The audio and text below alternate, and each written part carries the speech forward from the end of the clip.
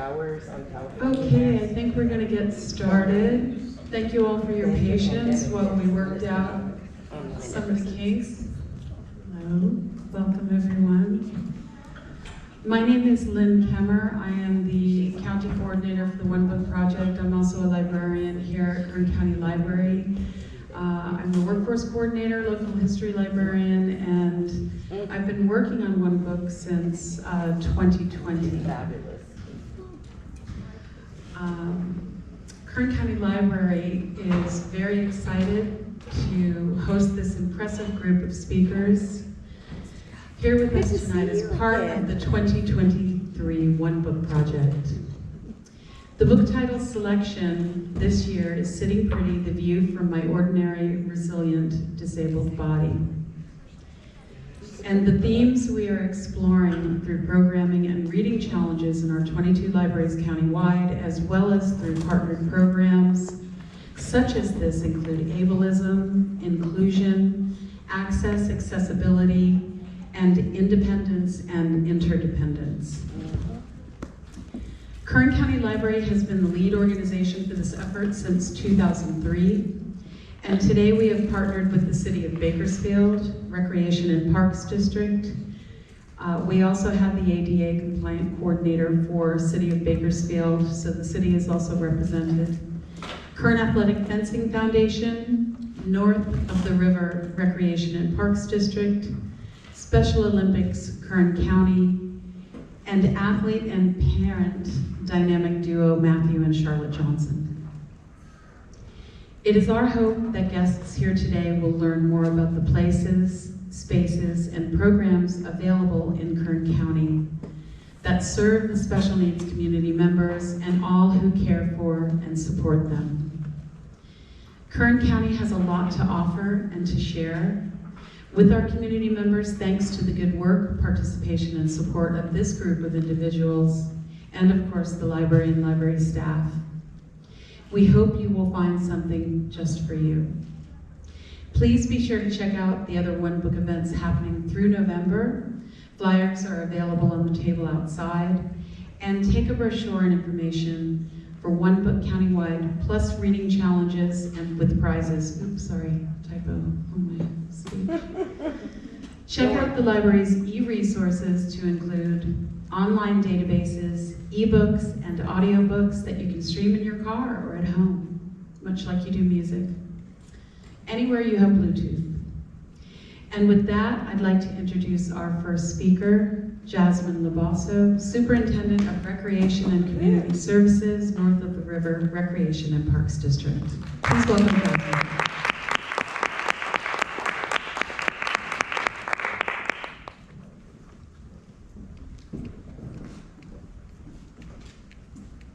Good evening.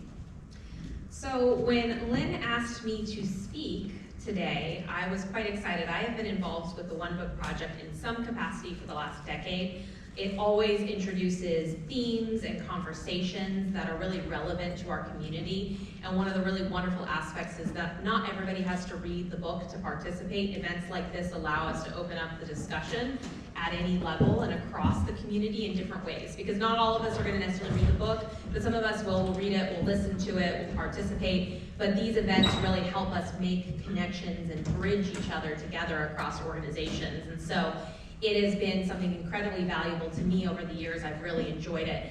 This year's themes, though, are incredibly relevant to all of us. And I know that sometimes different themes of the different One Book Project doesn't always link up in people's heads right away. But this year's themes in conversation about access and promoting awareness of how it affects our community literally affects all of us. And we've had such great conversations at the initial panel. We're having great conversations just across the community. And as an individual working for a recreation and park district, we've been having recent conversations about how our facilities are accessible, how they can support the different needs of our community, and how our rec programs can further go from there.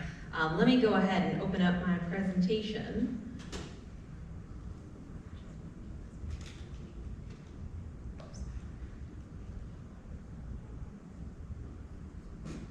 So, my name is Jasmin LoBasso. I am the Superintendent of Recreation and Community Services. I oversee all of our community centers, our recreation programs, as well as our marketing and outreach services. So that is why I am here today. Another thing was when Lynn reached out to me about this, one of the things that I felt was incredibly important was to have representation from multiple parks and recreation areas in this community. So north of the river actually spans literally the area that's north of the river. So it is very, very well named.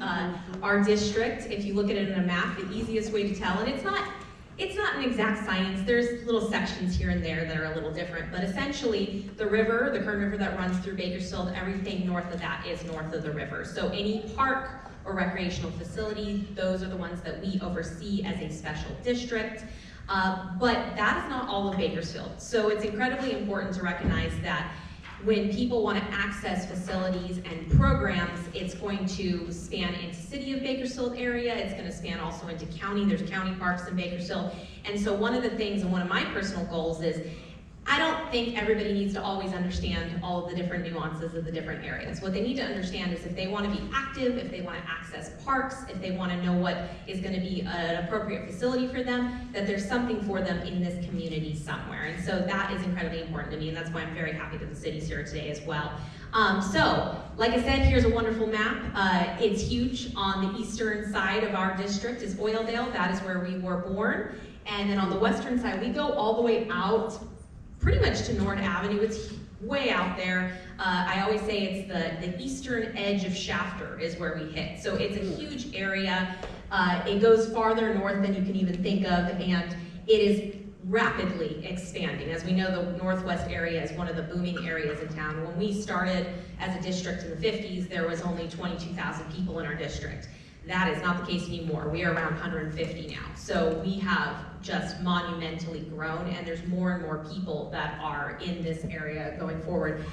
Because of that reason, of that quick growth that's occurred, the densest part of our district is actually Oildale. So we have the highest density of parks in the community of our district area in the Oildale sector. That's where all of our older parks are, with some amazing community parks out in the northwest side. Within our district, we have in total 24 parks. We have 3 community centers. We have one of the most bustling senior centers you will have ever visited in your life. So if you're ever looking to partner to go there, we're all open ears.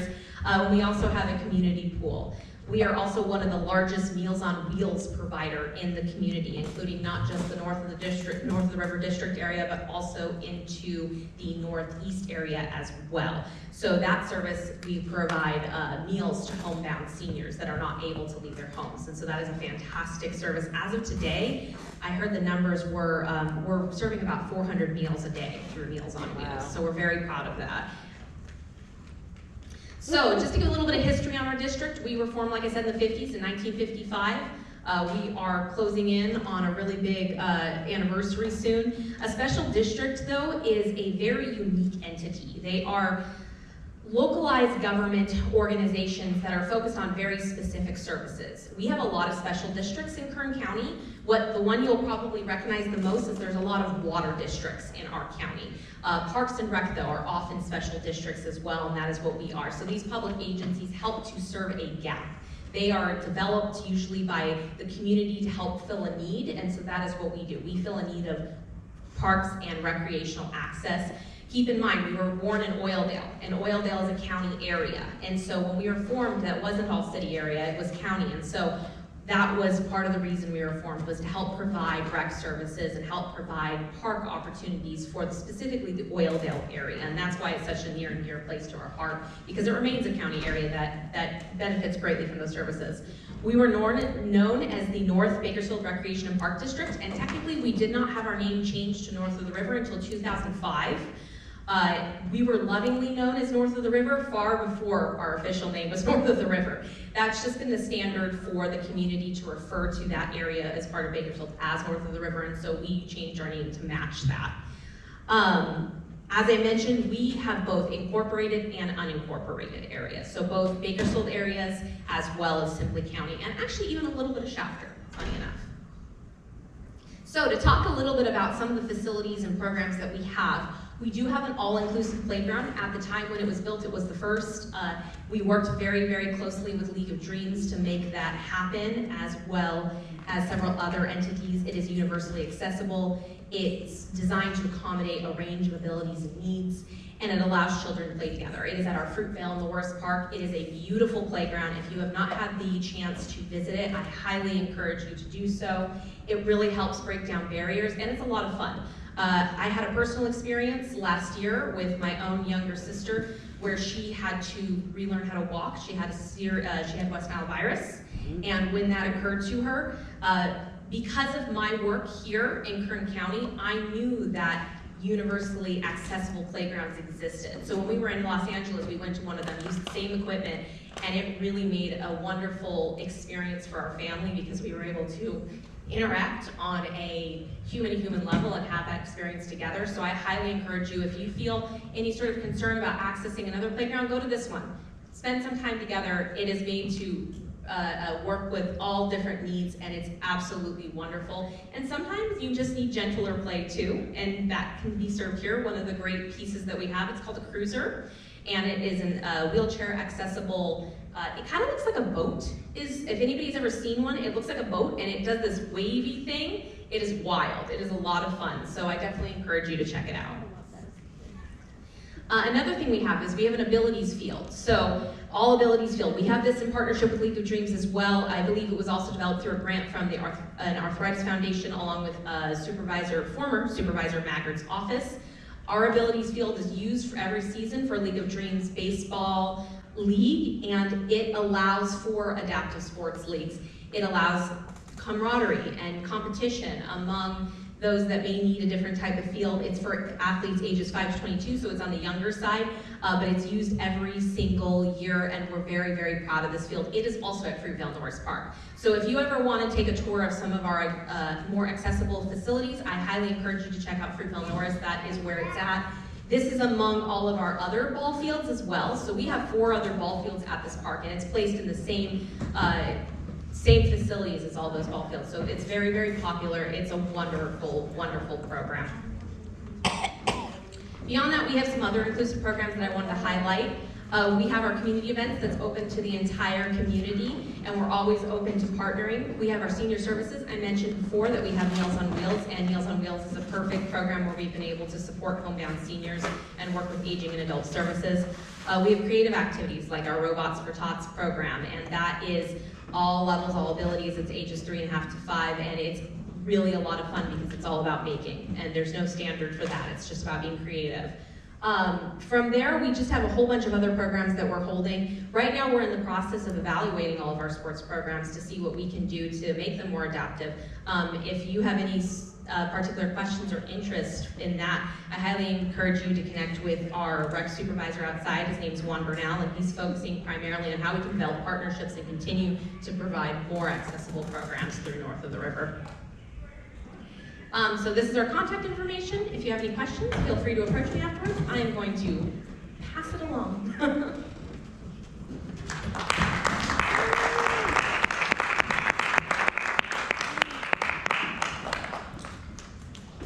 Jasmin LoBasso, our former marketing guru here, and also the former One Book Project coordinator here for Kern County for many, many years. I am very pleased now to introduce the representative from the City of Bakersfield Recreation and Parks District, Armando Acevedo, who will be talking about the City of Bakersfield services and spaces and places.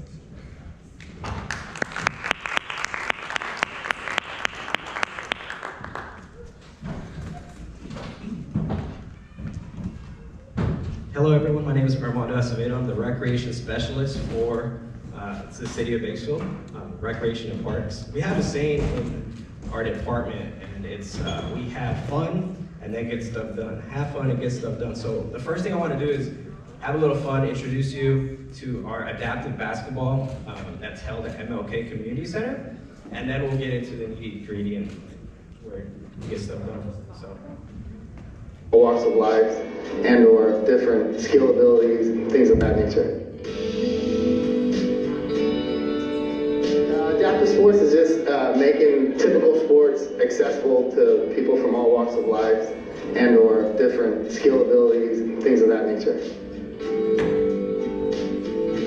We just wrapped a 6-week season. We played 6 games in 7 weeks, and it's just based out, it's directed directly to our adaptive community out here. So we've got a lot of local agencies that come out and join us. The program started in 2012 with 3 total teams.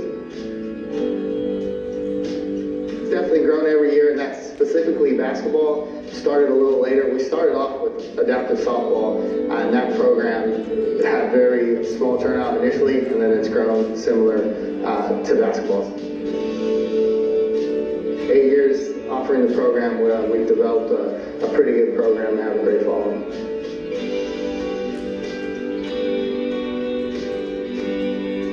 So it ranges 7, 8, 9 teams, and then those teams can be made up of 20 plus players per team. So you add that all together, we have a large turnout each game day. Well, we want to reach everyone from all walks of life, so we just want to provide opportunity that may not previously exist.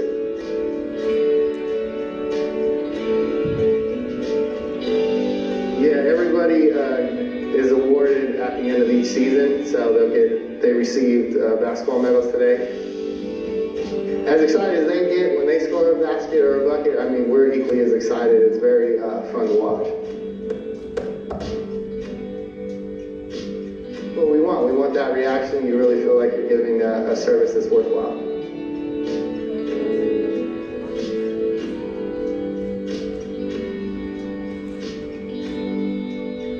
If you know someone at home that is interested in adult adaptive sports, please give us a call at 326-3866. Thanks. Thank you, Pilar. Pilar Kaluga, the narrator, he's the supervisor for recreational parks.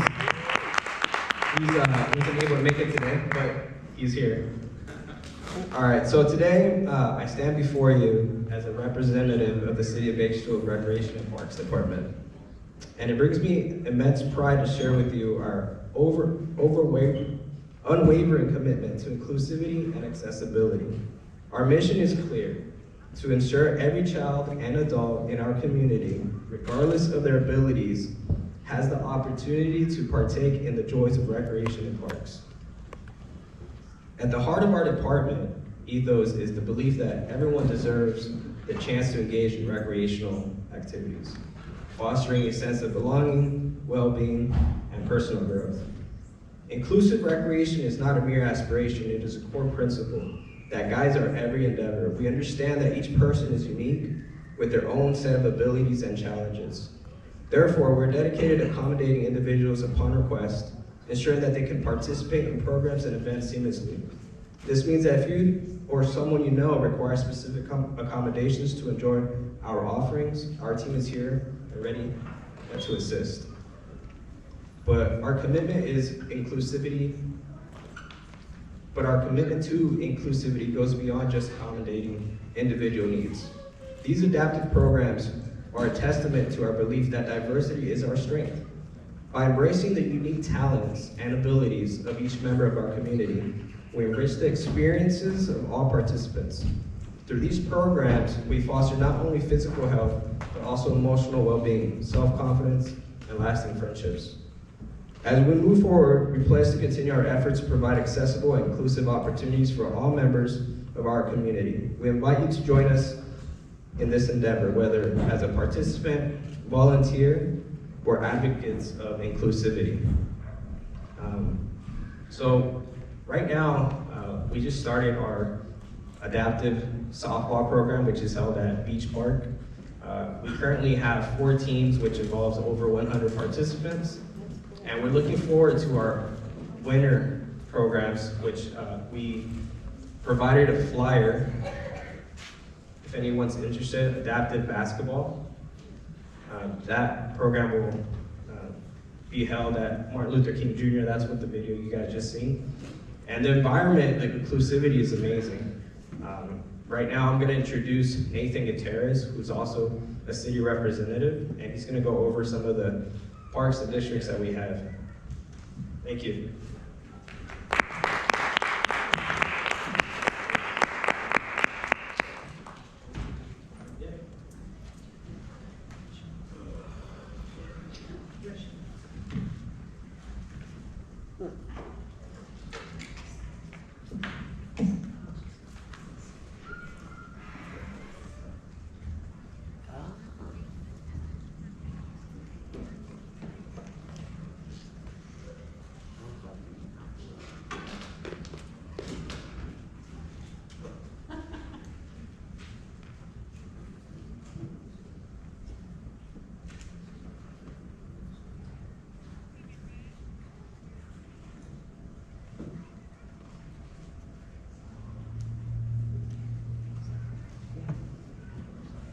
So these are some of the park locations in the city of Bakersfield. How many locations do you have? We have 62. 62. Wow. Let me see.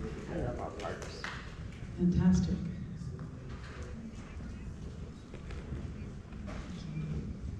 Nathan.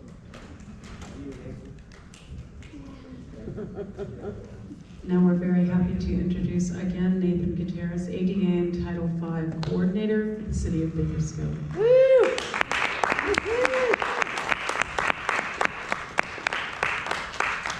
Good evening. Can everybody hear me okay? Yes. Okay. Had to adjust the mic there for a second. How many of you know where to go, who to call, who to email if you see a problem in the city of Bakersfield in terms of accessibility? Anybody? Okay, a few of you. That's good. That's good. So, my name is Nathan Gutierrez. I'm the ADA coordinator. I'm also the Title VI coordinator for the city of Bakersfield. And my job covers many facets. My primary responsibility is to respond to requests from the city residents, just like yourself, when there's a problem. I mostly focus on what's called the public right-of-way. How many of you have heard that term? How many of you actually know what that means? So we're going to learn about that today. So the public right-of-way is anything in the public, including sidewalks, streets, gutters, parks, things of that nature. So if you ever go, let's say a park, because everybody goes there, we were just talking about it, so it makes perfect sense. If you go to a park and there's a divot in the sidewalk and it looks like it's going to be dangerous or something, the city is the one responsible for fixing it, unless of course it's in a special district like we learned tonight with Jasmin, then in which case you would call NOR. Or if it's in county, you would call the county. I know that gets a little bit confusing. That's okay, you can call any of our agencies and we'll help you figure that out. So my job is basically to respond to those requests in the public if there is a concern. Another part of my job is to respond to requests by staff. So I do a lot of staff training when it comes to ADA policy, procedures, things of that nature.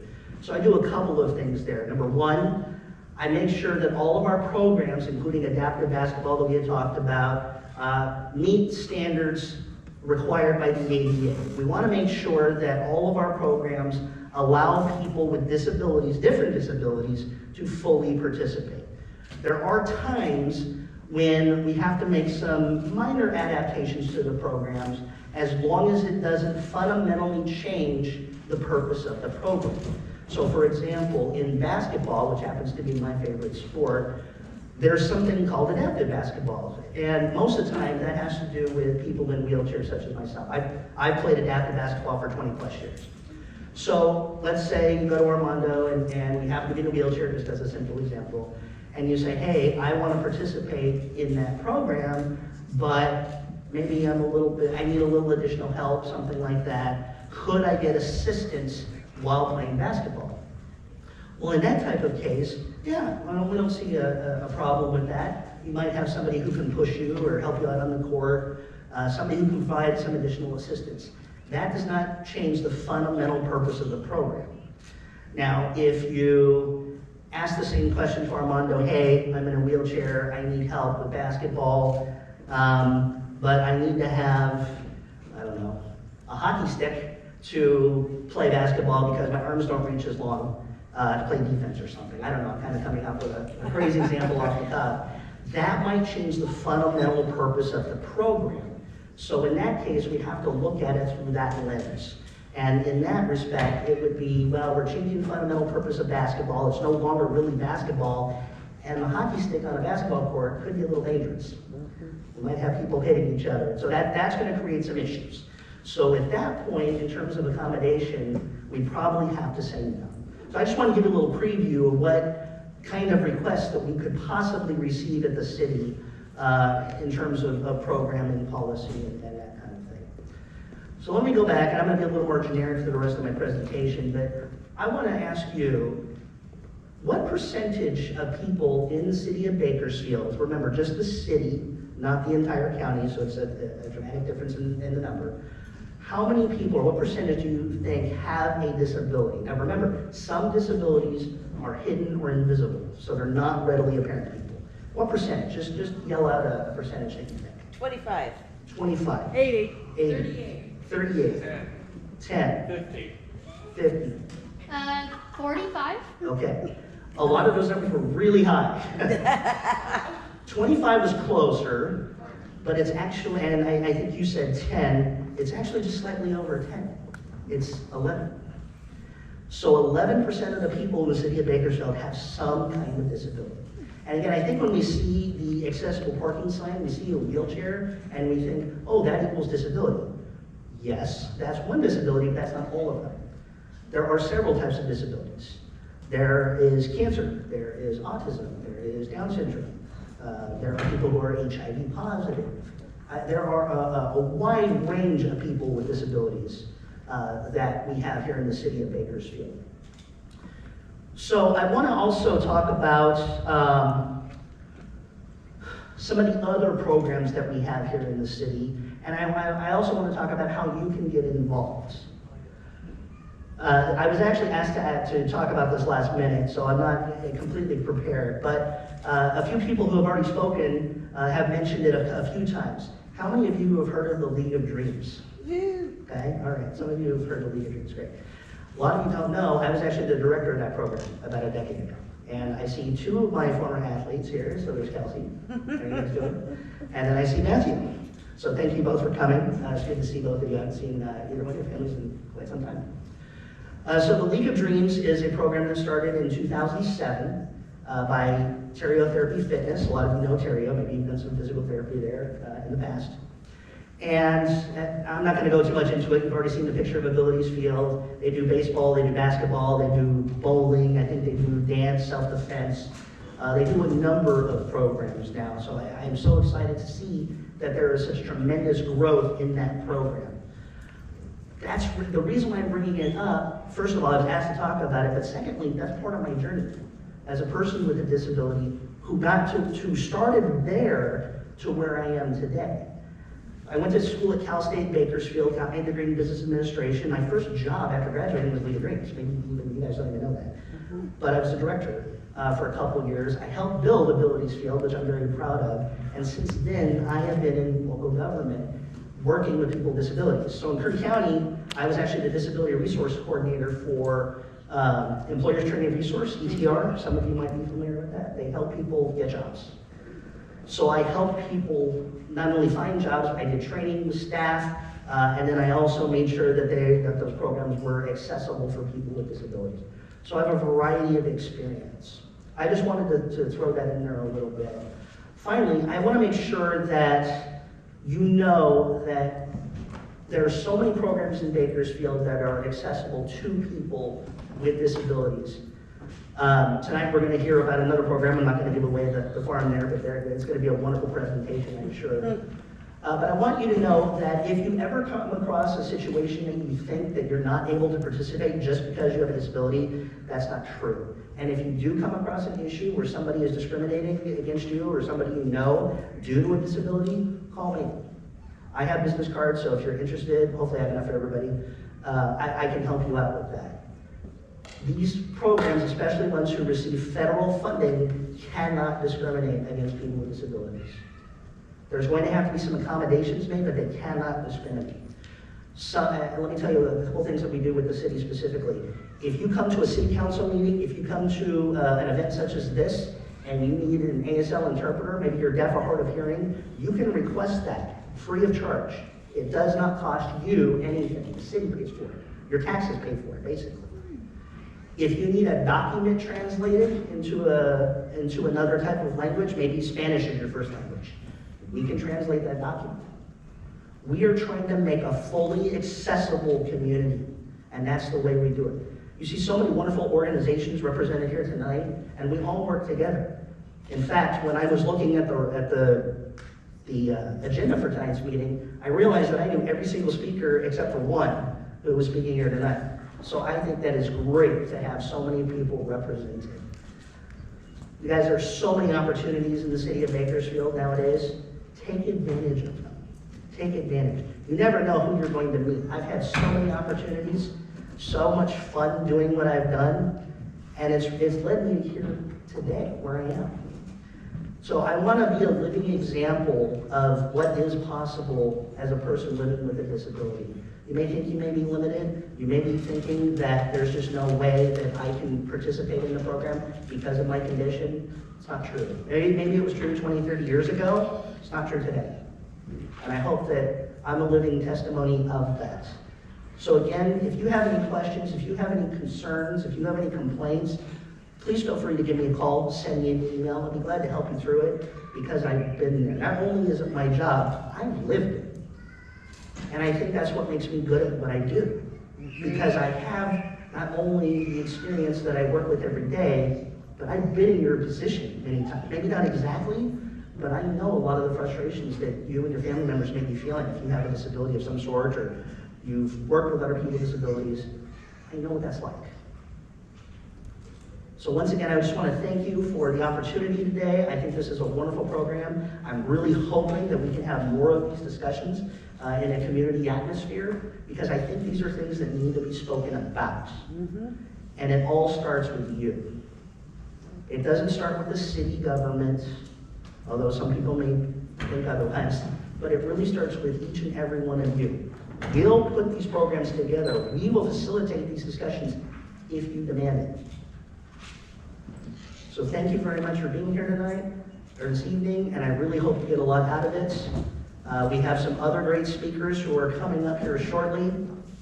In fact, I'm going to do kind of a little introduction. I'm not going to go full on into it. But the next speaker is one of my former athletes with the League of Dreams. His name is Matthew. He is going to tell you his story, his journey from where he started. In fact, he's going to talk a little bit about League of Dreams and where he is today. So I don't want to give everything away, but it is an honor for me to see somebody who I worked with over a decade ago sharing the same stage with me today. That is a testimony of the work that we put in as a community to show that people can be successful. So with that, thank you very much.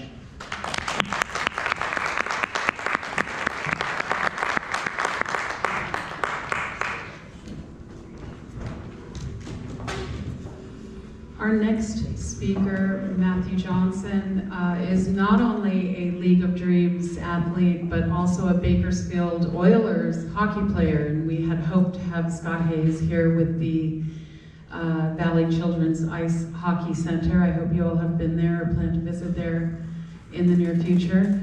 So Matthew will be talking about his experience as an athlete, not only with the League of Dreams, but also with the Bakersfield Oilers special needs hockey team. Matthew Johnson.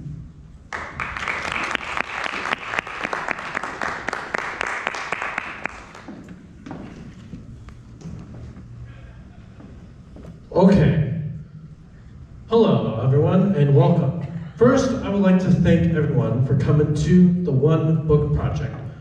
I would also like to thank Lynn Kemmer over there for inviting me to speak tonight on behalf of the Bakersfield Oilers. My name is Matthew Johnson. I'm the player spokesperson for the local special needs hockey team known as the Bakersfield Oilers. I started playing hockey in 2019 with no experience of skating ability. Because of the different organizations here at Bakersfield and the support of adaptive sports, myself and many others have been given the opportunity to play in a fun and safe environment. Without the League of Dreams and the Oilers, I would have never had the chance to play that allows every player to reach their fullest potential. Over the years, I have gained many life skills, made friends, and learned to rely on others. I have also have more confidence, social skills, and feel good about myself. So, this is my journey.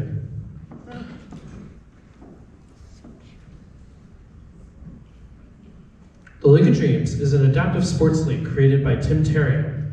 In 2007, the League of Dreams started its inaugural year with baseball and added basketball in the fall of 2007. Tim Terrio had an idea about adaptive sports. His motto is, every child should have a chance to play. He once told my mom, I was watching children sit in the bleachers watching their siblings play regular sports, and I knew I could do something about it. So I did. Because of Mr. Terrio's vision, I had the opportunity to enjoy playing on a sports team when I was 7 years old. I joined the League of Dreams in 2010, playing baseball. We played all of our games, as Lynn said, at beautiful Fruitvale Norris Park.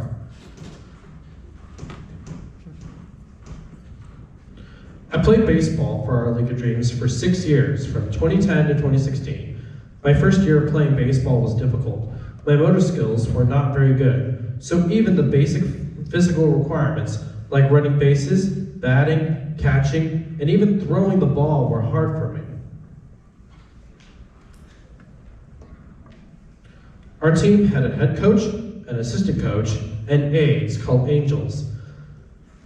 They helped instruct and guide us on the field with batting, hitting aids, running, and catching. On the bench, they helped provide support and refreshments to stay hydrated. They taught us good sportsmanship. We always cheered for the other team and lined up at the end of the game to congratulate the other team. As we became better players, our angel would provide as much or as little help as we needed. It greatly helped me improve my baseball skills and knowledge over the years. In the fall of 2011, I started playing basketball, and I played for 5 seasons from 2011 to 2016. During that time, I was able to develop my basketball skills in a fun atmosphere. We played the majority of our games at River Lakes Ranch Community Center. This photo is of me and the Rosedale Middle School cheerleaders that were invited to our game. We often had students from different schools come to see us play.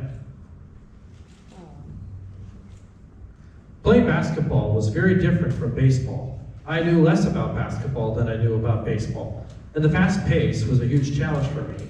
Learning how to dribble, pass, and shoot was also very hard. Luckily, our basketball team had the same group of coaches and angels to help us. That was very similar to baseball. Over the years, playing basketball taught me the importance of working together. In basketball, more than baseball, all 5 players on my team had to pass the ball to be successful in getting the ball into the hoop. That's where I learned the importance of working as a team. NHL Commissioner Gary Bettman has a motto, which is, hockey is for everyone. In 2019, my mom and I were at the Valley Children's Ice Center, and the director of the Ice Center, Scott Hay, asked my mom a question. Would Matthew like to join the Bakersfield Oilers? It's a special needs hockey team that he is the head coach for. My mother replied, Matthew doesn't know how to skate. And Scott said, he doesn't have to know. All he has to do is just get out on the ice and he will learn.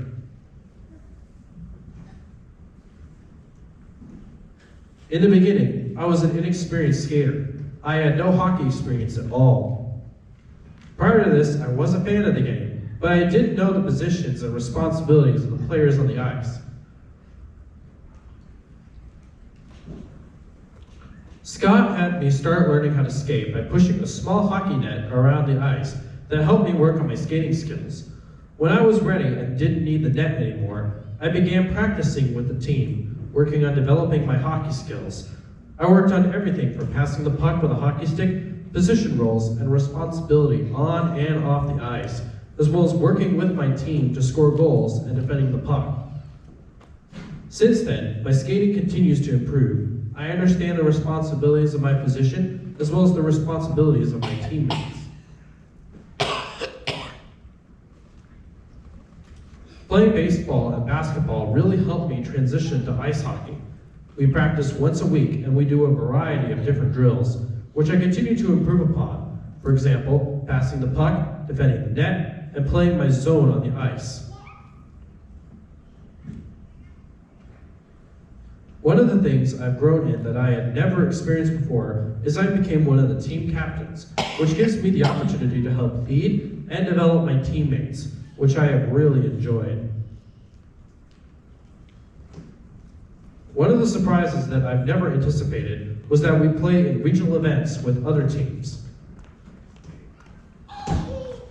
My first opportunity was in December 2019 when we hosted the Valencia Snap Flyers. Playing on a team continues to help me develop my confidence and self-esteem.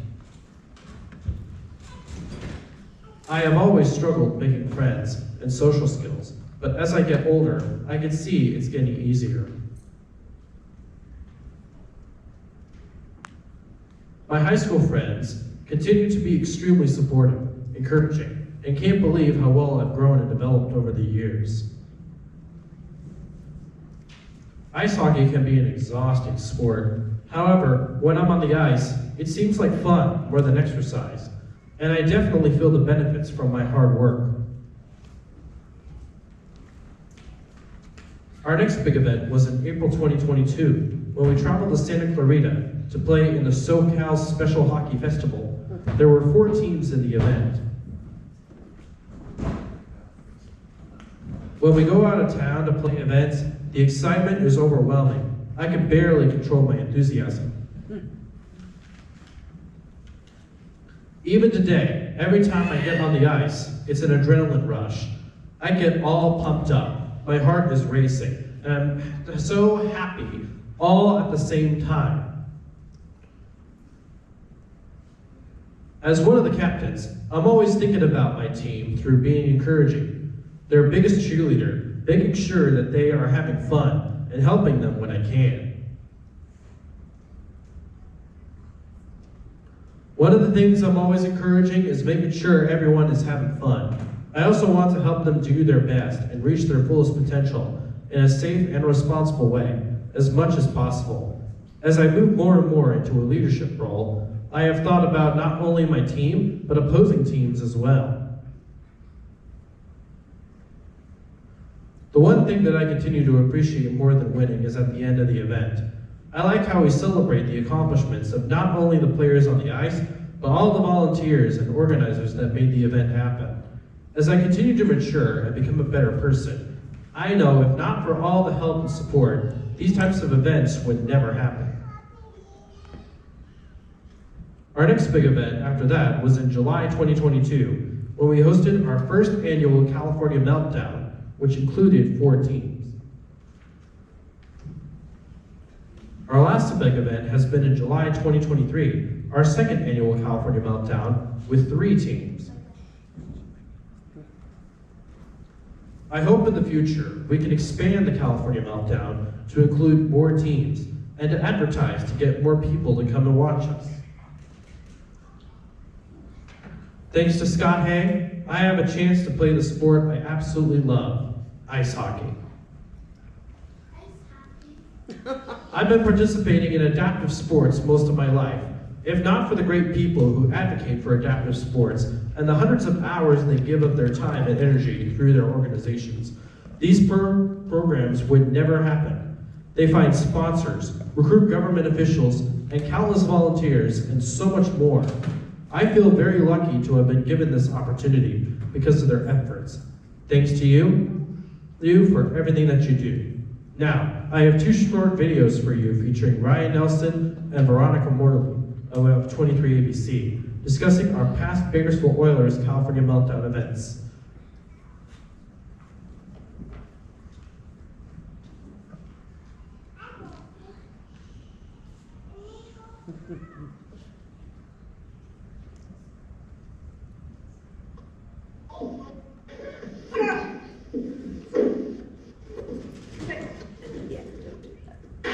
Man, it is over 100 degrees outside, and there's no better place to be in Bakersfield. Not a pool, but here at the ice skating rink. Now, Scott, my friend here, has a ton of events going on, as you can see. Our whole community is here, and if you're not here, you're gonna miss out. Let's go talk to Scott and see what's coming up next. Good morning, Kern County, and welcome to another episode of Kern Living. I'm your host, Ryan Nelson, and I'm coming to you from the coldest place in Bakersfield. I'm not complaining, and I'm happy, and we want to invite you to an event that's happening July 9th. July 9th. Can you tell us about it? And who are you? My name is Scott A. I'm the director here at the Valley Children's Ice Center, and I run the local special needs hockey program here. And this is with this event on the 9th, July 9th at 3:15. It's a special needs hockey event. Our team, the Bakersfield Oilers, which is part of ASHA, American Special Hockey Association. This is our local chapter. It's the only one in Kern County. We're inviting teams. We've got teams coming from Simi Valley, from San Jose, from San Diego. And yeah, it's a real exciting thing. We've not had a big group come from out of town before. We've had scrimmages and participated in stuff out of town, but this is a big deal for us. We're really looking to put our best foot forward. That's amazing. So these are local people from Bakersfield that have special needs that are going to be able to play hockey against each other. Exactly, yeah. No, and the talent level is pretty impressive. If I don't say so myself. Like some of these kids and young men they really get after it, and they've come a long way. Right. So if anybody in the community wanted to come out and visit, what can they expect to see? They can see a whole lot of excitement, a lot of cheering, a lot of goal scoring, celebrations, fun, goodwill, good humanity, just good.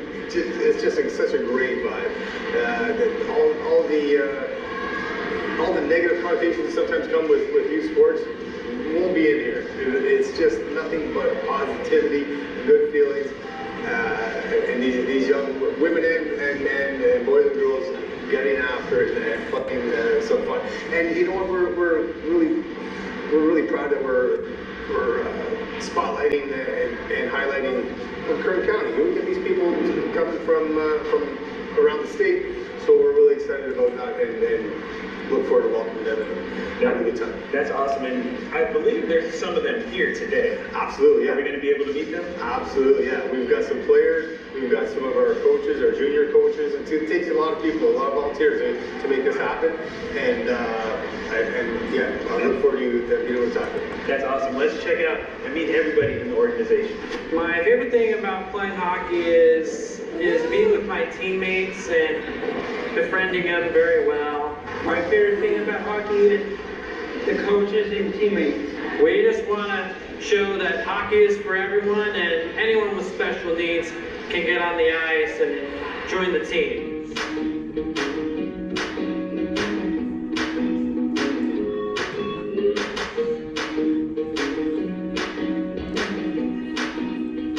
Well, there you all have it. Ice skating is fun, hockey is fun, and make sure you get here on July 9th to support these special need kids. And of course, they're looking for volunteers. So, join me here and help out your community. See you next time. Come watch us play on July 9th.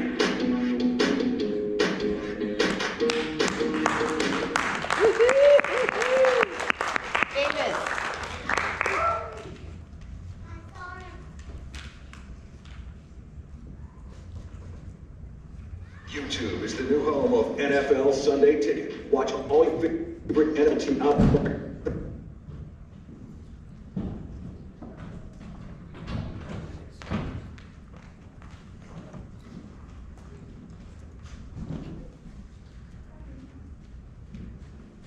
Oh my gosh, Vanya, it feels so much cooler in here than it does outside. Just another great reason why the community should come on out to the Valley Children's Ice Center today for this California Meltdown Special Needs Hockey Jamboree. So I'm here with Matthew Johnson, one of the players who's going to be taking part in today's tournament. Matthew, tell me a little bit about what you're looking forward to today.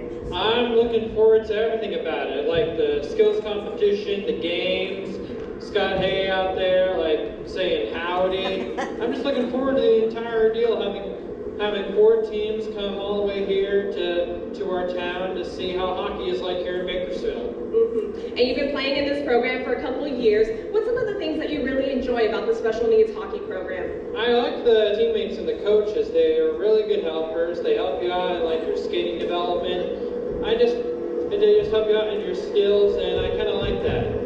And speaking of helpers, we have your mentor, Bob Meat, out here. Bob, what's it like getting to work with the kids, and especially getting to work with Matthew? Well, I met Matthew about 8 years ago when I was working off-ice official at the Condors game. And he was really interested in the scoreboard, and he came down and showed him how it works. Now he works the scoreboard by himself for the Cal State games, for all the junior Condor games. He comes out with us on Saturday morning. He started skating with us on Saturday morning, and then that led into playing with the special needs. So it's been great watching him over the last 7 or 8 years, just watching him grow up and being able to participate in hockey. It's a great sport. It's for everybody, and today's event really illustrates that. And for a lot of people who may not know about this program, can you kind of tell us what happens with this program with the special needs hockey players and how you guys help them develop their skills? Well, I'm not so much involved in that, but I can tell you Scott Hay has been the guy from the beginning who put this all together. And it's, it's for folks with different disabilities or limitations to come out and play hockey in an atmosphere where it's supportive and it's developmental and it's about fun. And just to have that opportunity is fantastic. Okay, and Matthew, you were telling me earlier today, there's a lot of teams coming out here for this tournament. What are you looking forward to about playing, and how do you think you guys are going to do today? I think we're probably going to win every game. We're probably going to have more fun than all these other teams coming from on the road, I'll tell you that. Absolutely, I believe in you guys. So definitely, guys, if you guys want to come out here, it's happening at the Valley Children's Ice Center at 3:30 p.m. The games kick off. And definitely, you guys are going to want to come out here and help support our local boys. Help Matthew out here and his teammates win today's games. All right, well, we're going to send it back to you in studio. In Central Bakersfield, I'm Veronica Morley, 23BC, connecting you.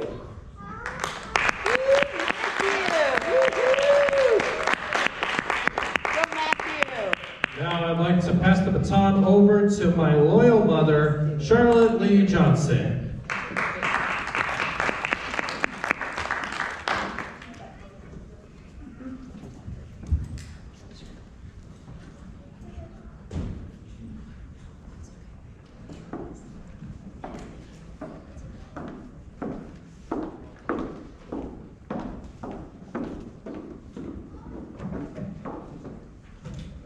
He did great, right? Yeah.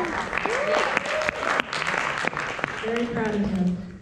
Hello, everyone. I am Charlotte Lee Johnson, and I'd like to thank Lynn Kimmer and the One Book Project for inviting Matthew and I to speak today. As Matthew's mother, I've been asked to share a parent's perspective of being involved in adaptive sports. When you hear me use we, it's my husband Cliff I'm also speaking of, who is in the audience now, a great guy. He should probably be up here. Let me start by sharing a little. That is the reward they give us for being there for them. Figure out what your loved one needs, do your best to provide it, and watch them show you their hidden talents. And a few things about yourself too. I've seen it many times. They will surprise you. It's not a good idea to underestimate them. Before the best work in my life, raising Matthew, I worked in business management, including commodities, call center environments, and property management. Transition to motherhood had many challenges, but Cliff and I knew that it would be a good idea for me to stay at home when Matthew was born. When it was determined at 22 months by a Kern Regional Center evaluation that he showed many traits of autism, it was even more important to have made that decision. I put all of my efforts into learning about autism to help Matthew. We found resources through the medical field, school district, and the regional center. When Matthew was 6 years old, he started physical therapy, and we would stay to watch the therapist so that we could mimic her efforts at home. Cliff noticed a poster while we were at the session, advertising baseball for disabled children through the League of Dreams. We had never heard of adaptive sports. We signed him up for spring baseball. I knew the first day he played that Matthew could benefit from being with this group of children. At school, Matthew didn't participate in playground activities. He usually wandered around the schoolyard with his lunchbox in his hand, or on his head, literally. I know because His elementary school, Olive Drive, allowed parents to volunteer, so it was the best opportunity to shadow him. He wasn't going to participate because the students were playing at a level that he couldn't compete, nor would he have initiated play. You see, he was in general education with support, and he had amazing classmates that were used to his habits. And they were extremely helpful, but he mainly was involved with them in the academic setting. He needed friends like himself, and adaptive sports could provide that. The League of Dreams was structured for Matthew to be successful, as he described for you earlier. Cliff and I were also welcomed and became involved, and we coached for his teams after that first season of baseball. It was a great experience. We also spent time outside of the league with the families that we met, which gave Matthew even more social opportunities. Another interesting thing happened during this time. Matthew discovered the scoreboard at his games and had searched YouTube to find out every type available and how they operated. We didn't think much of it, but by the time he reached Norris Middle School, he had found a teacher who let him run the scoreboard for the girls' volleyball games. I think it was more the teacher had found him at the scoreboard controller during gym class, and Matthew can be very persistent. Then he wanted one, and we were reluctant because we didn't know if this was just a passing obsession. But we let him use his allowance and many years of successful summer tutoring. It turned out to be a real passion, and he was pretty good at it. Although he wasn't a player at this time, it allowed him to stay involved in sports. And then Matthew found the Centennial High School sports schedule. Therefore, we went to every game. Well, that's not exactly true, but you probably get the picture. He ran the scoreboard for baseball during those years and was an equipment manager for the basketball teams. He and I even timed the swimmers at one of their meets. This was because he first noticed and remembered what the coaches and volunteers were doing to support the players for his League of Dreams teams. He wanted to be like them, and it was accomplished because many people from Centennial High School helped him. Not to mention, he is persistent. Since we knew Matthew was still looking for scoreboards to operate, Cliff had the idea to visit the Valley Children's Ice Center. The local Bakersfield Condors Arena had one, and he was obsessed with it. That's another story in itself. You might have noticed Bob in one of the videos Matthew showed. He has helped up Matthew's game, so to speak, not just with scoreboard, but sports, because he goes out there and skates in the morning with them sometimes. So the Ice Center turned out to be the next best thing. We went straight to the score booth and looked at the equipment. Soon, Scott Hay, director of the Ice Center, showed up and introduced himself. After a thorough explanation from Matthew on the type of equipment that he had at his ice facility, Scott asked Matthew to come and help with the Junior Condors in their next season. It was shortly after this meeting that Scott took me to the side and explained ASHA, the American Special Hockey Association, and the Bakersfield Oilers. He wanted Matthew to play when their season started. I felt it had been too long since Matthew had been a player. He was still involved in sports, but high school was a busy time. Cliff and Matthew also liked the idea, although the skating part was going to be interesting. Matthew struggled with motor skills. We signed him up the next season.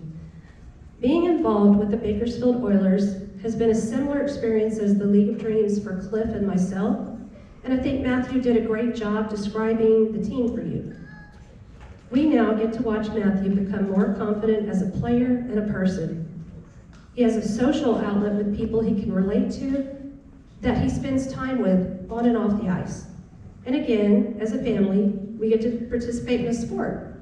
And yes, like Matthew, hockey is his parents' favorite sport. Pretty cool. I am certain academics, speech, and physical therapy would not have been enough.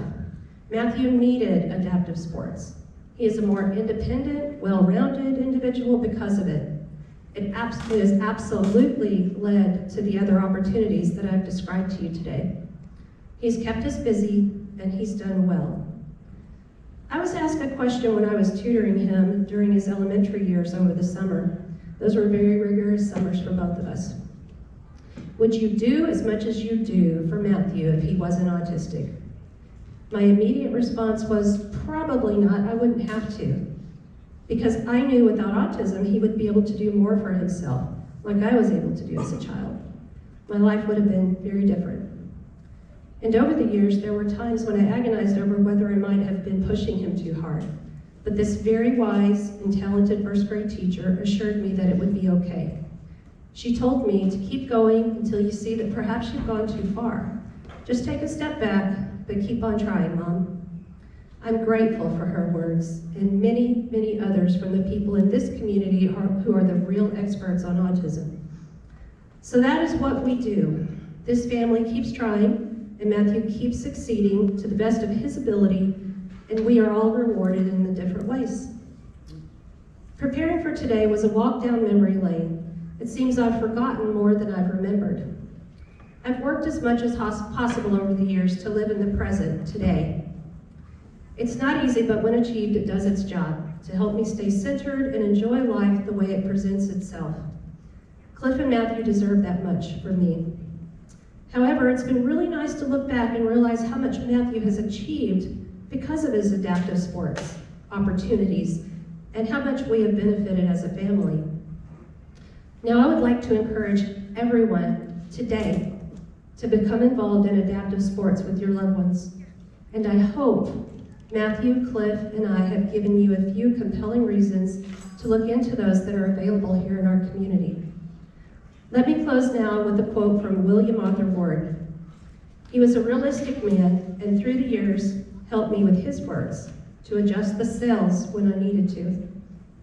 Today is a most unusual day because we have never lived it before. We will never live it again. It is the only day we have. It has been an honor, everyone. Thank you for being here today.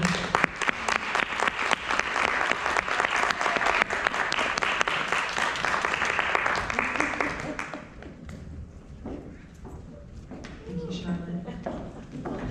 Thank you both for being here.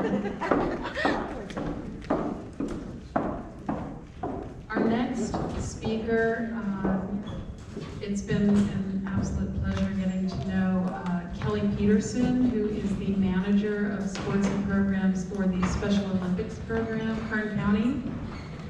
And she'll be talking about some of the programs that they have going on here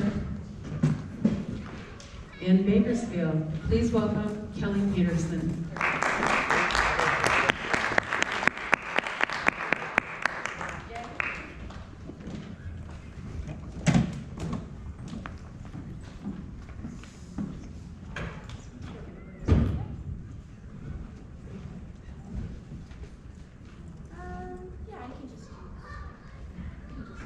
We also have a few other people here with us too. Who would you like to introduce them? Yeah, I am absolutely. While I'm bringing up our website, let me introduce. This is Blakely Ray. She's one of our young athletes. She's part of our 2 to 7 year old with and without disability program. It's a program that we have set up out there. I went out there because there's like 12 little kids out there, and poor Coach Mark texted me and said, help!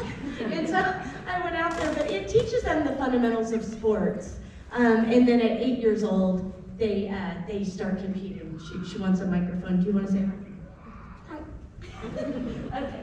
And then we have Pollyanna. Pollyanna will tell you a little bit about herself and how she got involved. Hi. When I was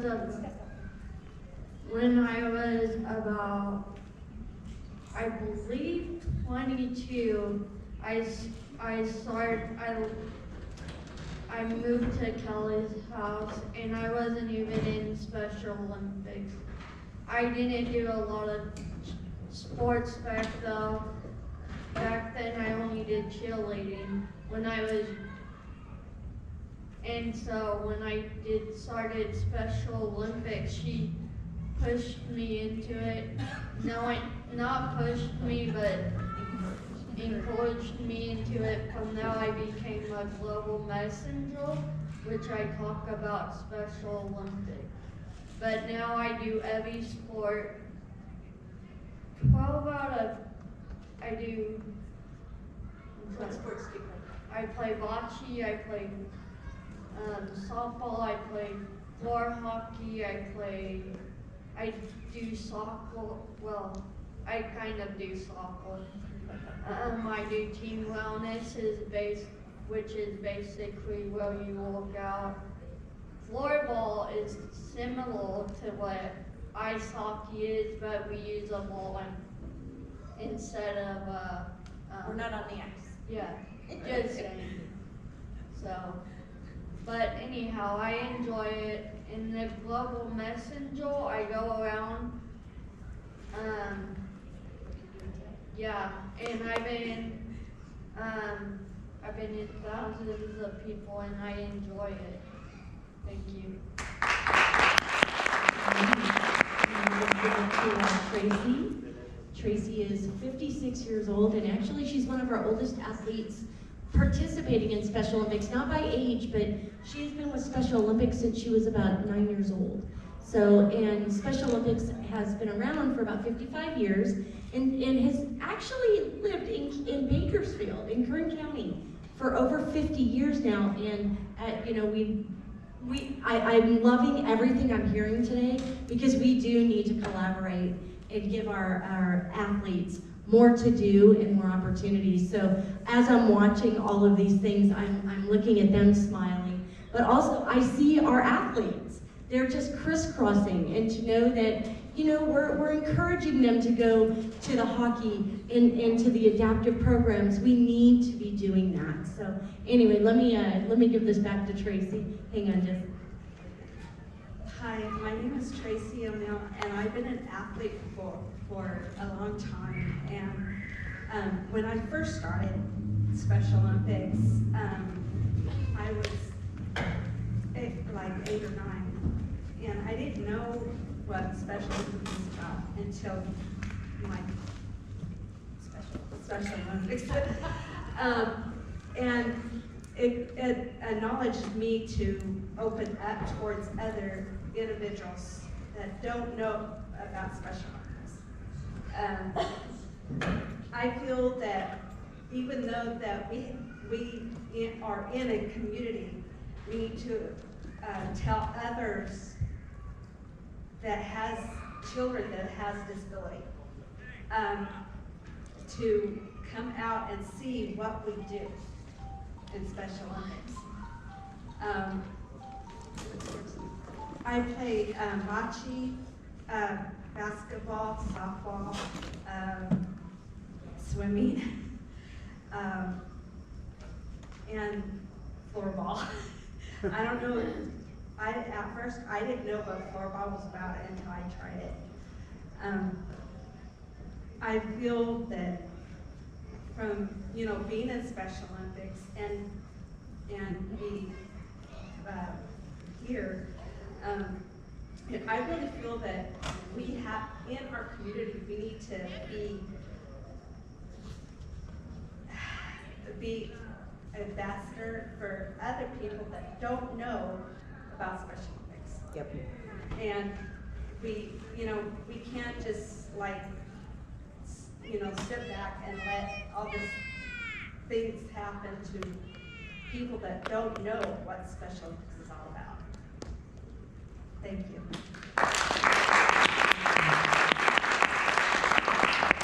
I should just let them continue to talk, right? Because it's all about them. It just makes me smile. You know, I have way too much passion for what I do, so someone's gonna have to tell me to like stop talking, because I'm just gonna go on for days. So let me give you a little bit of an idea of Special Olympics if you have not heard about us. We are global. We're around the world. No, I know you want a mic, but how about you go sit with Tracy? She really wants his microphone down. Down the stairs, please. No injuries on my shift. So Special Olympics, what we do is everyone gets to play. Everyone comes out. Ages 8 and up, we're at the competitive level. And our competitive level is 12 to 15 sports here in Southern California that we offer. We are year-round, so we're always at NOR, renting our facilities. We actually have several events this month with NOR, or at the fields for NOR. So we do appreciate them so much, and wonderful facilities. So We're in our fall season right now for soccer, softball, tennis, and golf. And then we have an ongoing Fit 5 program, and we're moving into a Fit 5 senior program because our athletes are aging. And we don't want, they played all these years like Tracy, and now we need something more for them to do, but it doesn't have to be at that agility level, but we want to keep their minds and their bodies going, keep them included and be inclusive. So that's coming next. So as we move on, they practice their sport, and then we have competitions. At competition, we have to have 3 competitions in order to move forward to championships or be eligible. Once we go to championships, that's a 3-day event out of town. This season will be in Fountain Valley for 3 days and 2 nights. I'm sorry, I'm stuttering. I am shocked at all the stuff that is available in Kern right now. And so I can't get over what we're all discussing today.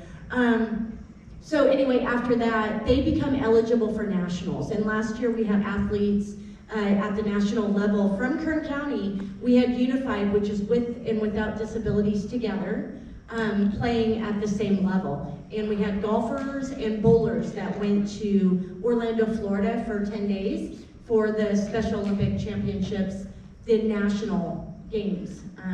And then World Games happened this year, and that was in Berlin. And there's no charge. They don't pay for anything. We are a global nonprofit. All of our funding here stays in Kern County. But one thing that I consistently say, I've heard the League of Dreams, the adaptive program with the city, and actually I think there's someone who called me from the city recently, and I'll be talking to you. Yep. I was so excited, but I've been out of town for a while planning all these events. But at any rate, to be able to collaborate and have, some of our athletes, I could just blurt out a bunch of names right now, and some of our coaches are with your program, Matthew, and it's so exciting when we see them up here. It's like, oh, just having them just do one thing. We never want to hold them to Special Olympics. I am consistently saying, League of Dreams, your program.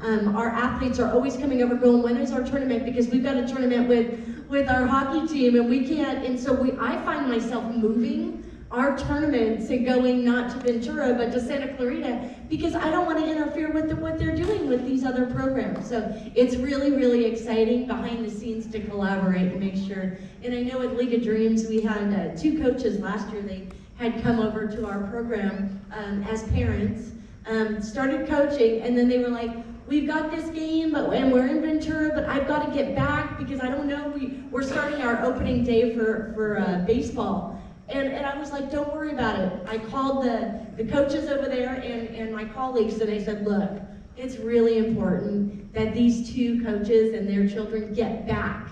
Their athletes make it back to Bakersfield because they're coaching other teams. So we made it happen. So behind the scenes, there's so much going on. At any rate, I don't know how to follow all of you that came out here today with all this amazing information, but all I can say is thank you from us with Special Olympics, but really as a community member, having you all here today and learning about what we can offer to those individuals in our community with disabilities, it's huge. And just like you said, there's so many people with different disabilities, and we focus on intellectual disabilities, so that's what we have. That's our main, but everybody comes. Everybody comes. We don't turn anybody away. So anyway, our program is absolutely free and it's year-round, but keep doing what you're doing. You got a whole bunch of information today on all of these programs. Start like talking, and like Tracy and Polly just said, they're going to tell everybody about your programs now. They were sitting behind me oohing and awing at Matthew and just hearing how amazing. Yeah, Tracy and Polly, they're global messengers too. And then we see Brian up there who just became a global messenger for Special Olympics. And it's just so great watching them grow. So I completely went off track, but go Special Olympics, sign up.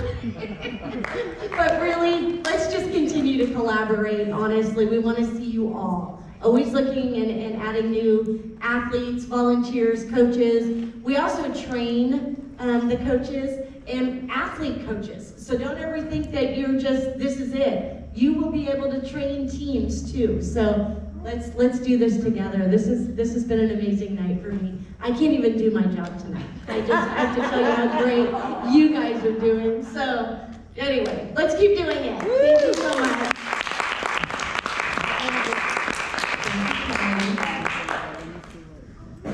That was great because it has been a very deep learning curve for us here at the library. It's always a great experience through one book to be able to connect with organizations that we've never connected with before. And of course, we want to connect people to the library through the experiences and through the programming that we partner on. So we're so happy to have you all here and sharing your experiences and your programs and your services. And we hope that you will all get a library card before you leave here today too, so make sure you get a library card. Our final speaker today, Lucas Dobrzanski, who's with the Kern Athletic Foundation. We've been working very closely together, and he is a coach, he's a fencer, he's the founder of the Kern Athletic Foundation. We've worked with him in the past, and he has very kindly agreed to not only speak today, but after he speaks, they will be doing a live parafencing demonstration here on the stage. So I hope that you all will stay for that because it's going to be very exciting, and hopefully we won't have any injuries through that. Maybe only you're going to try it. Well, thank you very much. Appreciate having you here. We're a slightly different organization than some of the organizations that have spoken before us because we're actually really heavy on inclusivity. We are developing athletes that are at the world caliber level, full body fencers. I have participated in 3 different world championships myself. Our coach Rudy was a coach at USC for a number of years. I've been a competitor. I also have the ability of providing parafencing, which is a form of fencing done on a wheelchair. Also, we collaborate with League of Dreams and with NOR.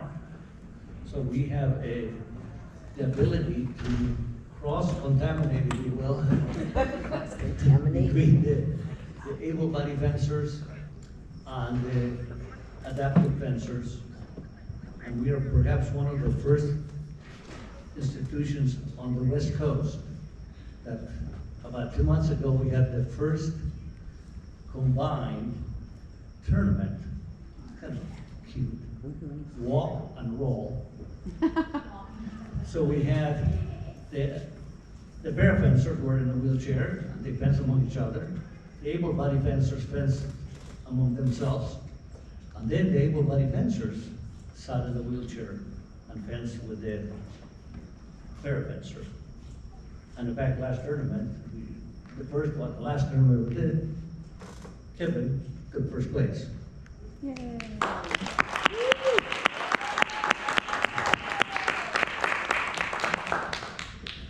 Down goes up, right? Yeah. Okay, so here's our program. Fencing is a very old martial art, and Coach Rudy will explain more about that in a second. And our mission is to improve the quality of life in our community by offering programs based on the sport of fencing that are open to people of all genders, ages, socioeconomic backgrounds, and levels of physical and developmental capabilities. So as you see, we're not just an outfit that helps people with disabilities, but we combine them. So a para-athlete can play with a full-bodied athlete. And there where that interaction exists, the socialization, the ability to compete, the ability to feel part of a group. So today we're going to celebrate, we're going to connect, we're going to contribute, we're going to continue. So for you who have never seen parafencing is a para-Olympic sport. Every Olympiad, 2 weeks after the regular Olympic Games, there are the Paralympic Games.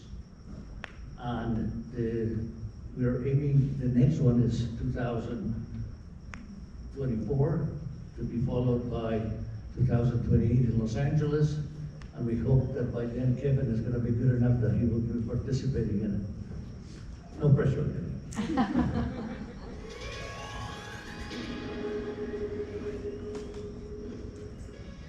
Developed in the years after World War II, wheelchair fencing was first introduced in Rome in 1960 and has been part of the Paralympic program ever since. Similar to able-bodied fencing, 3 types of weapon are used: foil, épée, and saber. The aim is to hit your opponent with your weapon in the permitted target areas: the torso in the foil discipline, and anything above the waist in saber and épée. The fencer's wheelchairs are fixed to the floor at an angle of 110 degrees to allow the fencer's sword arms to directly oppose each other. The distance between opponents is decided by the fencer with the shorter arm reach. Fencers may not rise from a seated position during the bout. All wheelchair fencers have an impairment of their legs or feet and compete in 2 classes, A and B.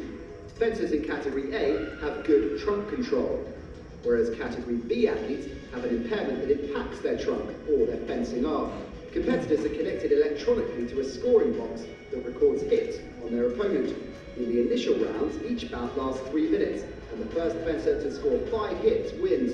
In the knockout stage of the competition, each bout consists of 3 3-minute rounds, with the first to score 15 hits declared the winner. Teams consist of 3 fencers who face each member of the opposing team for 3 minutes, or until one fencer reaches a multiple of 5 hits. The score accumulates until one team scores 45 hits, or has the highest score when time runs out for the last bout. If scores are tied, a further minute of sudden death will be contested. Wheelchair fencing is close quarters combat at its best, a fierce, fast-moving battle of tactics and technique.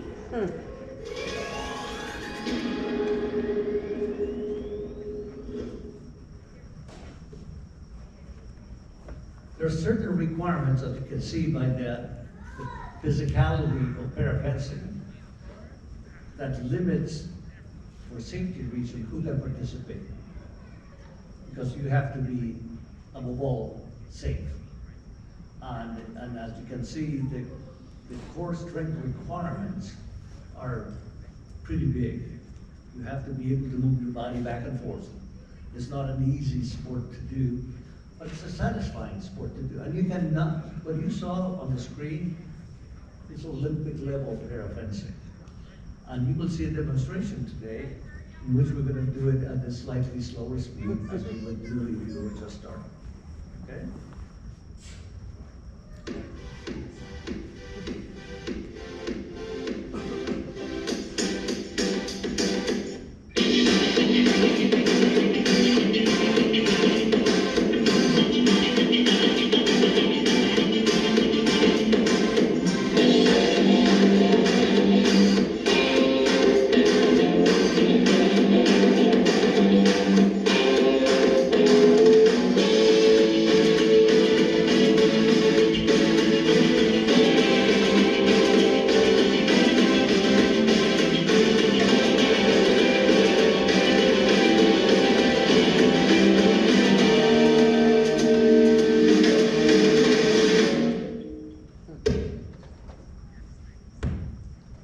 So we have a document that you can pick up at the end of the stage describing the physicality conditions needed to be able to participate in parafencing. However, we do offer adaptive fencing for people that can participate in Olympic Dreams, and we're working on bringing a similar program for adults. But at the present time, what we offer is parafencing, which as you saw, is a little bit more strenuous, if you will. So now I'm going to ask Coach Rudy to come up and talk a little bit about what fencing is all about.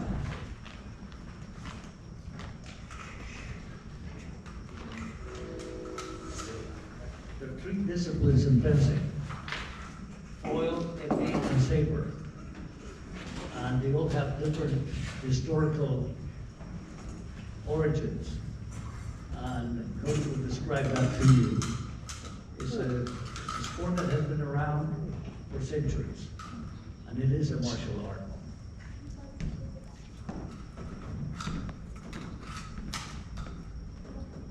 Okay, so how's everybody doing? Woohoo! I'm trying to do this with one hand. But can you guys hear me without the mic? Yes. All right. Yes. As an instructor, you learn how to yell at people. All right, so as you heard in the video, we have 3 disciplines in the sport: foil, epee, and saber. So, and you heard briefly about what the target areas are for each one, but how did that, I'm going to give you a brief history of where the fencing came that we use for the Olympic level. I'm not going to give you the full history of swordsmanship, because I could be here all day for that. But specifically, what involved these 3 particular blades. Back in the day, so I'll start with the 1700s. When the royal families in Europe, when they were about, you had your princes and whatnot who were in turning of age, they went to fencing school, and there were 3 main schools in Europe: it is Italians, the French, and the Spanish. And these were little kids. These were like maybe 6, 7, 8 years old when they started to learn how to use the blades. So they started them on what eventually became the foil, which was a lighter, smaller blade used for learning how to duel. Because ideally, the royal families solved all their personal differences by dueling. They weren't doing the same things as the common folk and going out behind the barn and just duking it out. They actually learned how to handle the blade. And the blade of choice at that time was the small sword or the court sword, and which is what the epee basically is. And the shape of the blade, and we'll have these here afterwards if you want to take a little closer look at it, but the actual shape of the blade itself is virtually unchanged from the court sword they used during that time. And the blades, weighed a little bit, so the younger guys could not handle the blade. They couldn't control it. So they started with a smaller, lighter, more flexible weapon to get the hand strength, the finger strength, and the coordination. Dueling was never meant to be to the death. I mean, that's the movies kind of glorified the whole thing. It was really just a gentleman's way to settle the differences. And a lot of the rules that we use even today still base themselves off of what was being used as a criteria for dueling. So say I had an argument with a fellow baron, and we had to create we wanted to have a duel. We would schedule a time. We would have seconds. I would have 2 representatives. They would have their 2 representatives. We would have an independent third party that would come in to judge over the whole thing, and medical staff on hand in case things got a little out of control. The whole point, the whole point of the dueling was actually to first blood. So you had to fence and control the blade enough so you don't actually kill the person, because back then all the royal families were related, so you'd be potentially wiping out a cousin, or somebody. They weren't gonna stand for that. So when you fenced, you had to fence until someone got hit with a nick longer than an inch long. And after you got that hit, everything would stop. The witnesses would come on each side, the judge would come in and determine, yes, that is sufficient, and that would end the duel. That was it.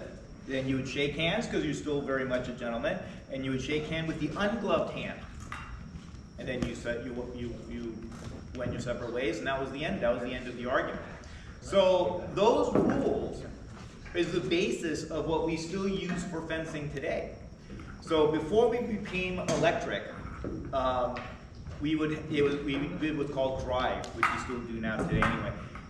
You would have two side judges on each side of the strip. You still have a director who's independent from the other two, and as witness, so we have those same rules. We still salute our opponents before and after every match. We still shake our hands with the ungloved hand, and you actually get carded, much like soccer. You have cards, yellow, red, and black. You can get carded for not shaking hands with and saluting your opponent at the end of the bout. That's sportsmanlike conduct. I mean, those rules are very, very much in place. So anyway, so we started with they started with the foil to develop the point control, and they narrowed the target area to just the torso. So you had a smaller area to hit, so you had to concentrate on moving the blade. And once you got proficient with that, then you went to the full-blown small sword, which in this case would be the epee, which was the entire body for the target, because when you're dueling, everything is game. Even though, again, for gentleman rules, you don't necessarily hit the head and the arms and stuff like that, but it's all fair game. Being as heavy as it is, you now have the control of doing that. So then what about the saber? Where did the saber come from? The saber was very much late to the party, so to speak, as far as the sport, including it into the sport. The saber is based off of the cavalry saber, believe it or not. And a lot of the grip and the bell is virtually exactly the same as the last embodiment of what the cavalry saber was at the end of World War I. By the time this was introduced into the third discipline, into the weapons, epee and foil has already been an organized sport for almost 100 years. So this was just a way of keeping the saber alive. And believe it or not, General Patton was instrumental in including this as a third weapon. He was a mounted cavalry during World War I, and he was a big saber guy. He actually wrote the manual for the military on how to handle the saber on the horse, and they used that for military purposes. So after Patton, after World War I, and it was determined that the cavalry was no longer really necessary on the battlefield with tanks and automatic rifles and stuff like that. Probably not a good idea. He still wanted his officers to learn how to use the saber, as not only as a discipline, but also as a way of training mentally and physically his officers inside the military. And then when the blades were swords were no longer being carried on the battlefield, was when he approached the FIE and said, "Hey, what about this?" And so they took it and they ran with it and they created rules for the sport, and we went with it. Now, this was also the last weapon. It's actually a lot later than you think. They attempted to make this electric because the technology just wasn't there at the time in 1990. As recent as 1990. We've already had almost 200 years worth of electric, hooking the foil and epee to electric scoring before they even got this going. And they didn't actually finally perfect it till about 5 or 6 years ago. They finally got the timing down. They've been tweaking it all these decades. So there you go. So the reason why in saber, the target area is only from the waist up, by the way, is because you're sitting on horseback, and on the battlefield, very bad form to take out the horse. So when you're in battle, you're basically only hitting the rider, which is the waist up. So when they did it for fencing on the strip, target area is only from the waist up. So that's where that kind of came in. So there you go. That's brief history.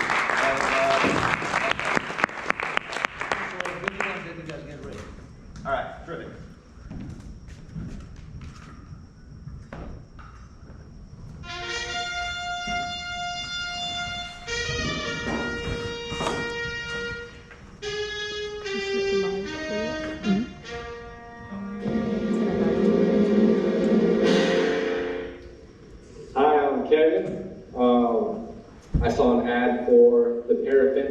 to try it out because I used to be into boxing and found this to be kind of similar, competitive sport that takes timing, distance, and so I came in just because it's free and now I'm having fun. I used to try boxing since my accident, but I tend to get my leg too worn down to keep up with it.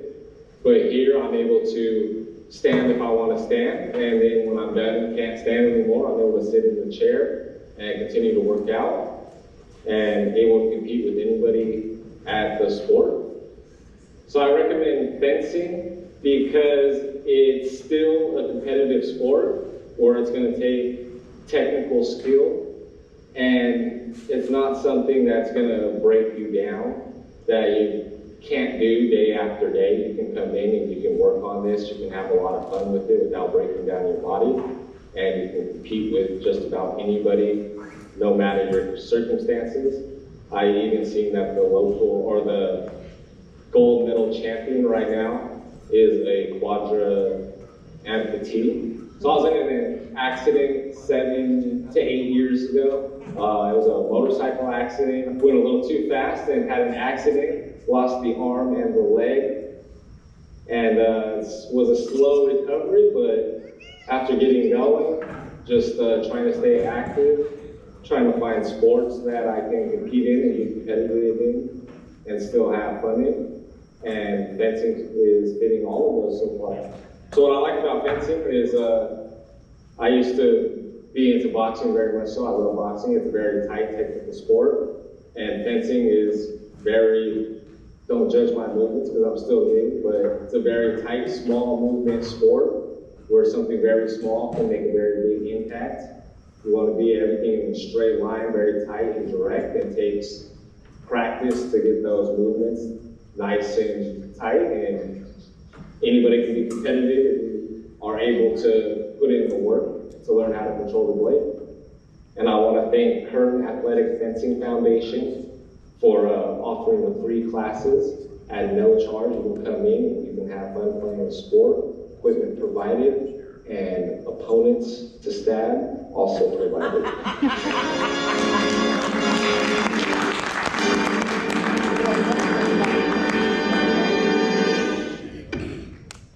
Okay, so we are going to do this here. Normally the chairs sit on a platform so they don't move. We're going to score this electrically. Each of the fencers has a transmitter in their pocket. Transmitter number 1. Is that how you measure? Okay. And then we have this machine here, which is the receiver.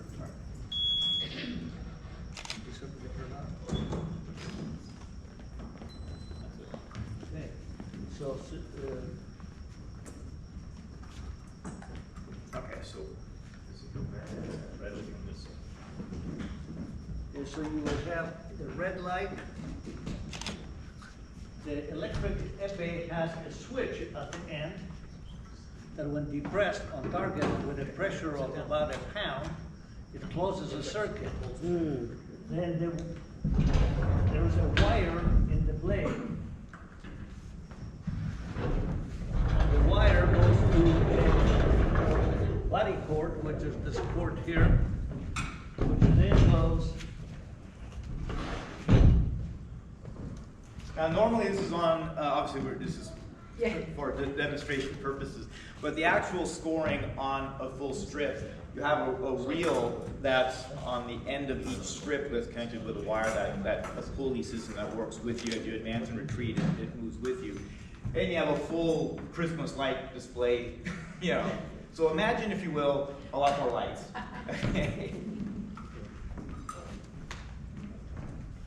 Is it always right-handed? No, it can be done left-handed, and the chairs, if I was left-handed, the chair would be reversed. Do you have to have 2 left-handed people? We normally have a frame, and then if we have a lefty, we just slide one part of the frame out and turn it around. Yeah. So it's very quick. So you can fence right, left-handed, left and left, right, right. It doesn't. It really doesn't make a difference.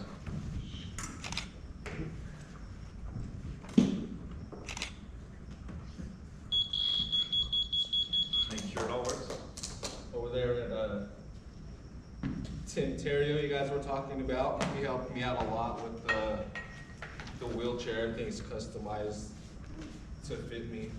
So this is Kevin's competitive chair, and is absolutely custom for him for his what he needs specifically to stay strapped into the chair. So any other fencer, parafencer has their chair specifically, the straps and everything are specifically for them, what they need to stay in into the chair. So it's completely custom. Everything is custom. Talking about the custom, it's not fitting right now. Under pressure. What is the service agency in Kern County for equipment? Where do people go to get National equipment? Seating and Mobility is one of them. I'm sorry? National Seating and Mobility. National Seating and Mobility. And what, is there a county organization or a city organization where someone would go to get that type of assistance to You're get? talking about for parafencing, or you're Or- talking about just No, I wheelchairs was in just general? talking about wheelchairs and, Nothing for the city, I don't know about. Well, Department of Rehab, Department of Rehab. so that's the point of service? Well, To start. they're not a direct provider, that's sanitary. I'm thinking, it depends upon the age of the person, but probably Department of Rehab is what first comes to mind. Because they will pay for whatever equipment somebody needs to meet their goal, whatever their goal is. And then specialized equipment was the company that was mentioned. Yeah, That's well, and the specialized. national, Well, National Seating can do it's specialized. a wheelchair company. I've had basketball chairs from there. They do cars, I think, too, as well. It's a lot more specialized, it's harder to get through insurance. It's a lot more expensive. Okay, so the other strap is okay. Kevin, the other strap is okay. Yeah.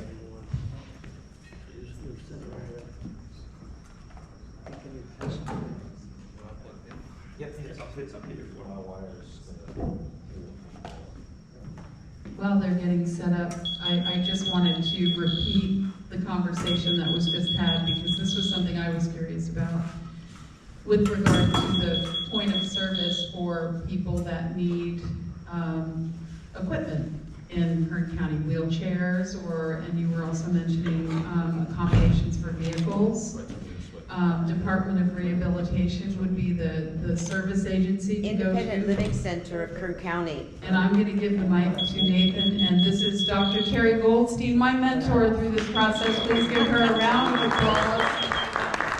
Yes, that's what I was just thinking of you too. Please introduce yourself quickly. Hi, I'm Terry Goldstein. I facilitate the Kern Disability Collaborative. So there's some folks in the room that have received emails from me for years. If you want to be part of the collaborative, it's every month, and just come if you can. I don't want to hold up anything, but Independent Living Center of Kern County has wheelchairs for loan and can help you if you need something as well, and they can also hook you up with Department of Rehab or other community-based organizations. So I think that's a great place to start. Independent Living Center of Kern County. Thank you. Okay, so you're going to see whenever, since the entire body is a target, no matter where they hit, a light will go on. So what just? If that means that he scored. That means he scored. So what at every bout there's a director, and the director will say, on guard. All right, so salute. Thank you. Ready? Fence. Hold. Rudy gets the top. On guard. Ready? Fence.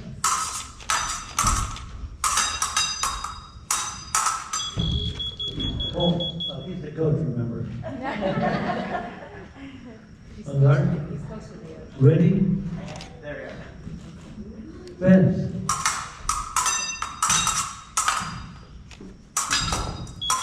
Woohoo! Now you see the platforms. Those platforms that we have at the club and we take them to tournaments, they're cost about $3,000 a piece. Wow. One of those wheelchairs, competitive wheelchairs, are about $3,000. Our little Jedi chair, which is not a chair that moves, that was $600. So. Right. On guard. So because you saw the video, it's a lot of physicality on this. Obviously, we're being very careful here because we're not actually on a frame. So I'm like, and you're also on a platform. You don't want to fall off. all right. On guard, ready, fence. Hold. 3 to 1. How do you know who got it? The white light is this. Oh, it shows which side. Okay, got it. Okay, thank you. On guard, ready, fence. Got it. I On like guard, it. ready, fence. Touch. The bout is awarded to the coach.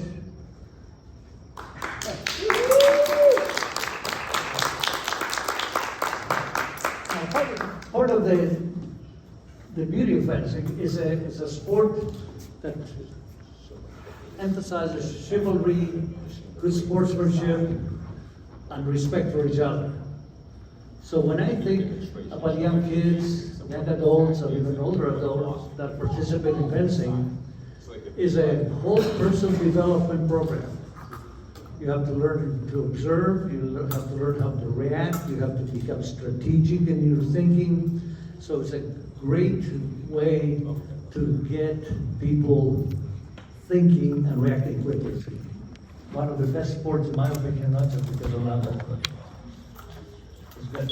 So I think that's 2 out of 3.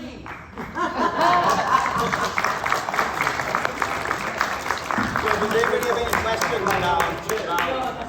about the sport or about what we did up here or anything like that? So I saw that there was, for people that had different body movement, so there's different levels. Yes. Is there a level for people who are quadriplegic but have some arm movement?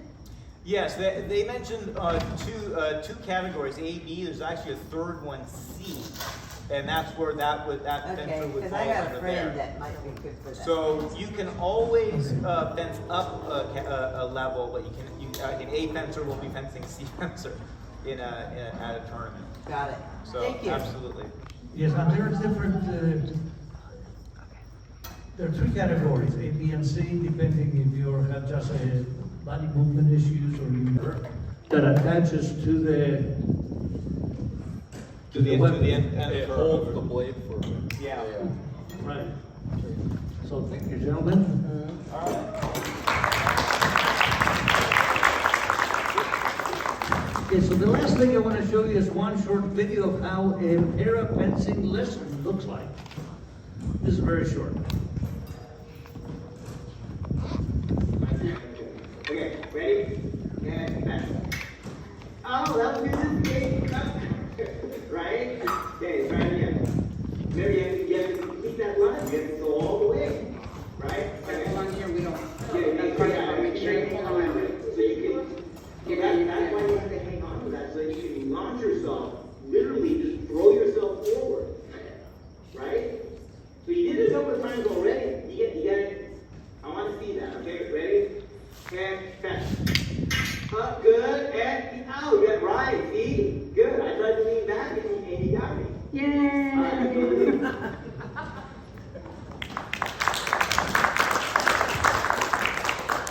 Okay, for those of you who need more information, I have some flyers here at the end of the, they're covered by Nikki. And there's also a list of what are the conditions you have to meet to become a para-fencer. And if you are interested, or if you know somebody who's interested, they will come to our club for free. They will have an interview with Coach Rudy. They will have an interview also with our program director, Liz Geyer. They will go over the list, because we need to make sure that there are no medical issues, like if somebody has, for instance, is on blood thinners, fencing is not recommended for obvious reasons. So we have to go to that to make sure that everybody is treated fairly, equally, and enjoys this great sport. Any questions? Yes, ma'am. Are you going to use the one type of sword against another type of sword? No, they're like three separate categories. Oh, so it's. Yeah, so there's foil, epee, and saber. Oh. And they're different competitions. Some are gender specific, and some are mixed competitions. We're called open competitions, in which boys and girls spend together. And in the adult categories from 13 up. So it's pretty fairly inclusive in that sense. As far as there's no cost associated with it whatsoever for the athlete. In fact, Rudy and Kevin are going to Orlando, Florida at the end of this month to participate in the North American Cup. Last year, April, what was it? April?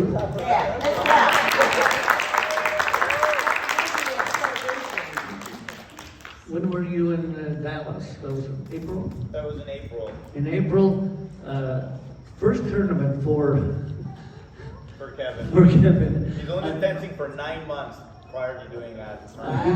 He took third place in foil and fifth place in saber, and was immediately noticed by the national coach, Paralympic coach, and Rudy and Kevin were invited to Orlando, Florida, to participate in a one-week camp with the national team. Wow.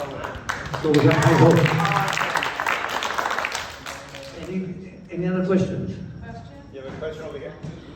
Question? Oh, me? Yes. What if you're like having a physical illness, like an invisible disability, like, for example, like, I'm too old to do naked rings, but I don't know if I would qualify for the Parents Association. Well, just come over and Try, we'll yeah, go over you the can list. definitely try out. And look at And we'll go over the list of things and make sure you have. I mean, the main thing is your safety. Yes. Okay, and this is a combat sport, you know. Yeah. Right. Oh, that's cool. Okay, and you can pick up the form there. We can put your name down, and we'll call you and arrange for a meeting. Okay.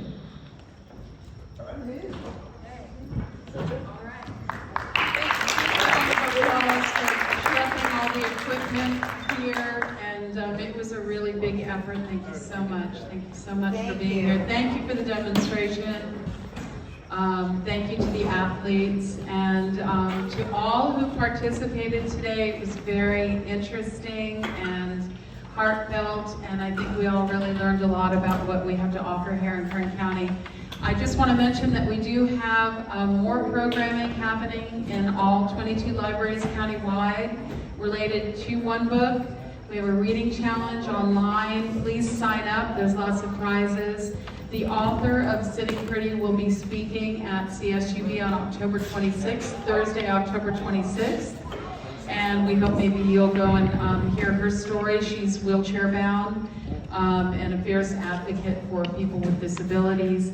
We have an event on Friday, October 27th, a red carpet movie night here at Beale. We'll be serving popcorn.